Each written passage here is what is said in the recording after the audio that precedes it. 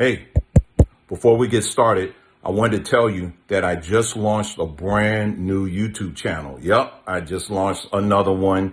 I know y'all with these YouTube channels, but I have a brand new one. This is called The Black GPT. I want you to check it out. Go and I hope that you subscribe. This is a channel that we're going to be using to basically to look at many of the myths that we see going on, that have been going on in the black, what we call the black community for years. And finally, we have a tool that anybody can use, and we can actually look at these myths in real time. It doesn't take long at all to look at these things. Some things are going to be proven true, and there's going to be a lot of things that's going to be proven untrue. And that's the whole point of this channel. Don't worry, the videos won't be long at all, because I want to make sure that they're short, to the point. And yeah, we're going to help you and show you how you can do these same searches, again, unbiased. And we're just interested 100% in the facts. So go check it out right now. Again, it's theblackgpt.com. I'll have the link in the description below. Now let's get to the video. Hey, you guys, welcome to another video. Are we witnessing another MeToo movement? I think we are, but it's actually it's a different spin to it. And I think we should get into this. Okay, so we have been talking about, this whole thing regarding the whole Sydney Sweeney and the whole Gene thing, Gene Gate. I guess that's what we're going to call it now. And, it has created quite a buzz. Make sure you check out my posts on the community page, because I actually break down and talk about the marketing aspect of it and why it is such a, I want to say the word brilliant, but I'm not a Sydney Sweeney fan or anything like that at all. But I kind of show you how guerrilla marketing actually works and why this was so successful. So make sure you check out the posts I put on the community page, where I kind of break all of that down.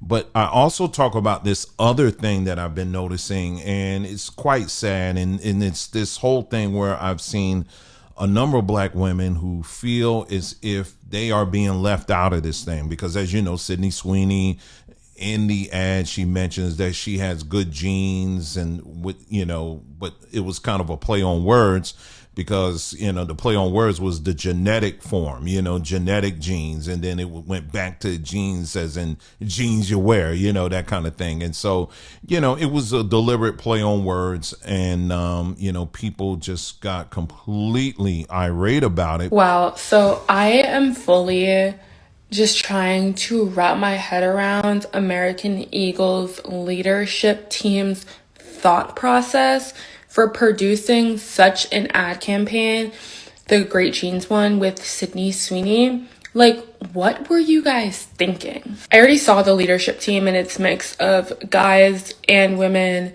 but both white and mostly blonde. That Sydney Sweeney commercial for American Eagle wasn't just to sell jeans. It wasn't a poor mistake made by the advertisement companies or by American Eagle. It was a message. It was a message from Republicans. It was a message from those eugenics people, because they were saying this white supremacy, this was Nazism. But the irony is that American Eagle, guess who founded that company? Jews. So so we kind of talked about that aspect of it as well. So yeah, they're the ones that are actually pushing this whole narrative deliberately. So I pointed out a post that was making the rounds on social media as a response to this, Sydney Sweeney ad. And, you have numbers of black women who are bringing up this ad campaign that Beyonce did, where she was showcasing Levi's jeans, another Jewish company. Anyway, so, but for real. Anyway, so so people were spreading this thing like it was like, okay, who did it better? Like, this was the the black response, I guess, to this ad. And, you know, they were just saying, well, she did it better, obviously, and all that. But never mind the fact that Beyonce is wearing a blonde wig. But I mean, it kind of like defeats the whole point that they were trying to make. But it really didn't stop there at all. I mean, the internet was full of example after example after example of women, many black women who were getting on here. And I had one who was actually almost in tears because of how she felt and how it made her feel. And yeah, that got me too.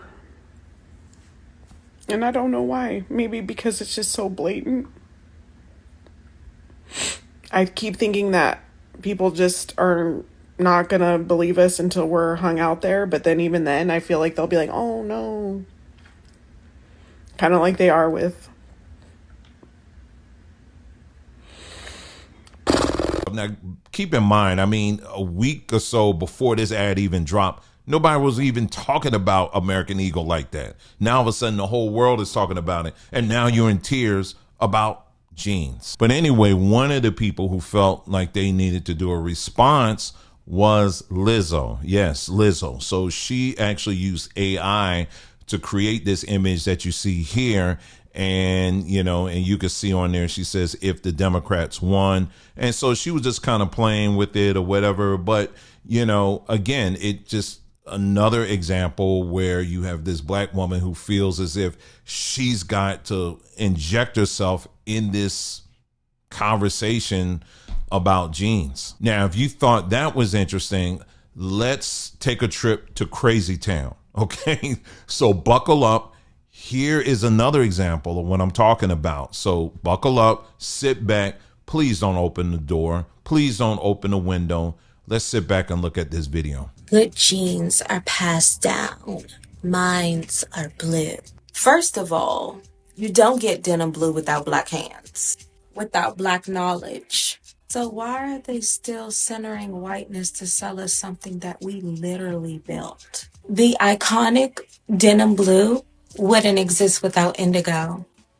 And indigo didn't grow here.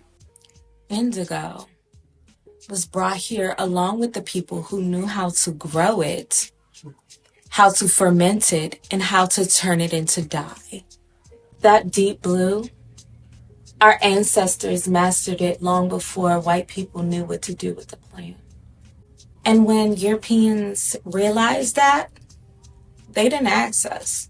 They enslaved us for the knowledge, not just the labor. That knowledge was stolen, and it built their empire. Before cotton, indigo was one of the first cash crops in America, and it made white families rich. It helped to fund colonies. And every drop of that blue was pulled from black bodies, black intellect, and black labor. So when American Eagle uses Sydney Sweeney to sell great jeans, they're not selling jeans, they're selling erasure. And for what? Some likes and views and a slogan, while the people who made it possible are fighting to be recognized in their own history. If you're wearing denim, you're wearing a story rooted in knowledge, in resistance, in a stolen legacy. So don't dress it up in whiteness and call it heritage. We've always had good genes. We've always been the blueprint. So again, it's just, I don't know. It's just, okay, it's a white girl wearing jeans, whatever.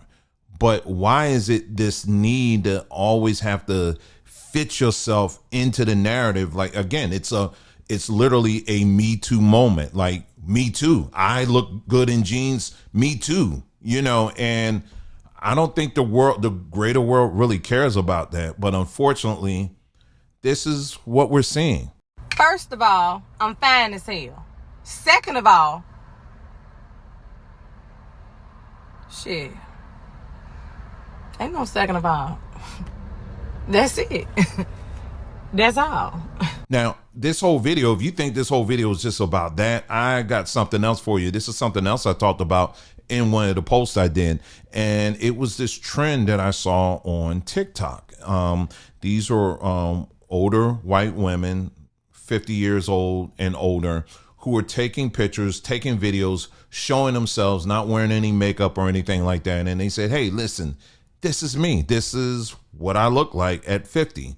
Share your, picture or video of what you look like at 50. And so this was what I saw, because I really dug into this. It looked like it was just mainly white women who were just doing this thing, just kind of sharing what they look like at 50. Now, you and I both know that those of us who have melanin, for the most part, we tend to age a little bit differently. We tend to age a little bit better, thanks to the melanin that we have. But that's just us, right? But anyway, so as you can imagine, a lot of these women who were 50 years old, they look like they were 50 plus, you know what I'm saying? So, but this was something that they were doing for them, for their followers. But then I saw a few of them, and then it didn't take long. I'm scrolling through the comments, and I was seeing in the comments, here comes black women again that were feeling the need to put their pictures in there as well. It was kind of like more like a bragging kind of thing, like almost like a competition. And they, and I was just going through it, and you should see them on the screen right now. It was like they felt as if they had to put this in there. Now, you may say, well, Dwayne, you're reading too much in it. No, we were just taking part in it. No, there were actual videos that were out where I seen on YouTube where black women were actually saying that white women were doing this as a way of challenging black women. But in all the videos I saw, I didn't see that. I didn't get that at all. These were just white women just hanging out and doing their thing. But again, why is it that they felt the need to flood their space with their images? Again, this is a Me Too moment that we're seeing. So anyway, this is just an observation I'm saying, and I think it's worth pointing out, because I think it points to much deeper issues that, quite frankly, because of people's attention spans these days, we can't really get into it in this particular video. But I am interested in hearing your thoughts on it. Is this something you've noticed? Put it in the comments below and let's talk about it.